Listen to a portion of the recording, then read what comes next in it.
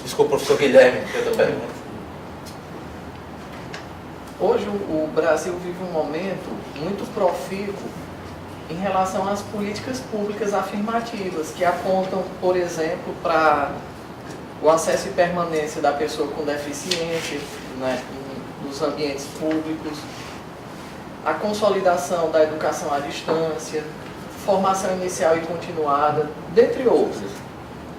E eu queria uma avaliação da sua gestão em relação à implementação dessas políticas dentro do Instituto Federal do Ceará.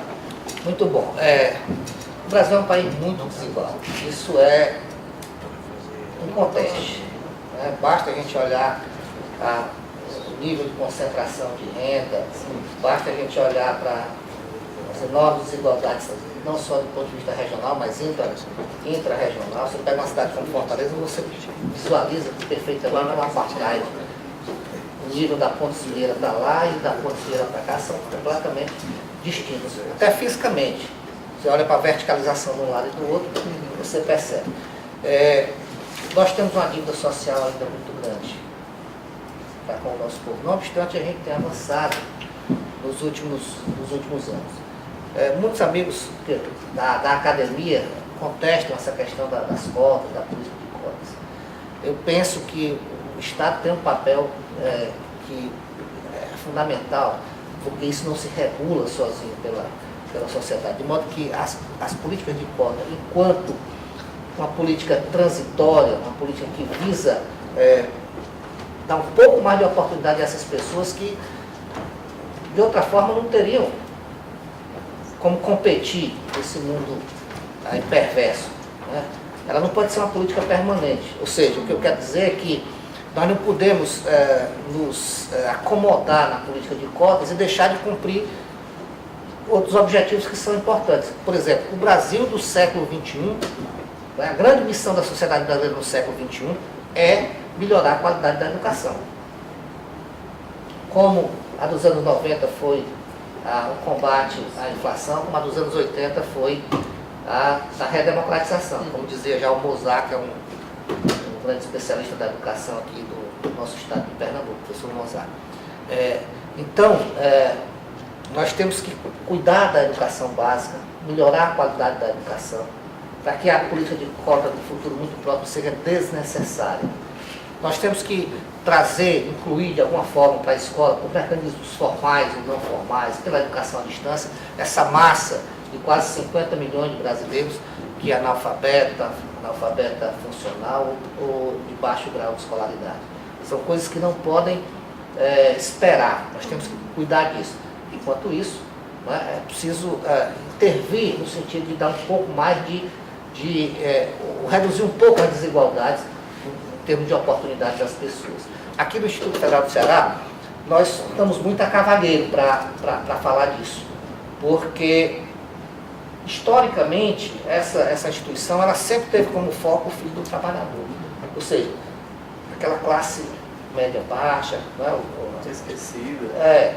Muitas vezes. E nós já vimos praticando essa questão das cotas. Já aqui, desde que eu era estudante aqui, nós temos reserva de vagas com os cursos pró-técnico, pró-médio, para alunos da escola pública. Hoje a gente tem isso, chega a 40% a nossa reserva de vaga para o ensino técnico para as escolas municipais.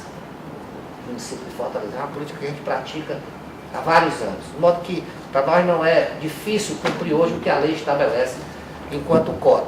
Do ponto de vista das acessibilidade, da educação à distância, das políticas assistivas, nós estamos nos esforçando para contemplar as pessoas, né, com acesso aqui ao cadeirante, e também para receber alunos com deficiência ou visual ou de outra natureza. Não é uma coisa muito simples de fazer, mas nós estamos fazendo. Nós temos algumas políticas institucionais que já caminham nessa direção. Tá? Do ponto de vista da educação à distância, eu particularmente sou extremamente favorável à educação à distância. Acho que é uma modalidade que veio para ficar e que o Brasil tem um perfil que se enquadra muito, né, primeiro, a necessidade da gente ampliar as oportunidades para aqueles que estão fora da escola, que não tem mais tempo de passar aqui 4 horas no banco escolar. Segundo, as enormes distâncias no país e nos estados. Né? Então, nós precisamos desse mecanismo.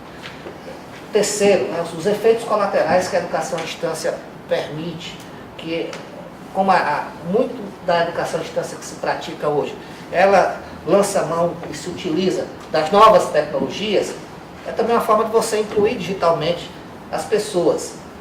Isso acaba sendo um processo de inclusão social. E vamos dizer assim, muitos se enganam com relação à aula à distância, acham que é uma aula menos preparada, menos organizada.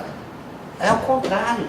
O professor, para preparar uma aula à distância, ele tem que se organizar muito mais, ele tem que gastar muito mais tempo do que numa aula presencial. Muitas vezes, quando aquele professor já repete aquela aula há muitos anos, ele já tem tudo na cabeça. Então, do ponto de vista do aluno, ele precisa de um nível de concentração muito grande para quando ele vai estudar, né? Quando ele se posta diante de um computador, de uma televisão, enfim, ou de uma outra forma, ele tem que estar muito mais focado. Né? Isso facilita o aprendizado. De modo que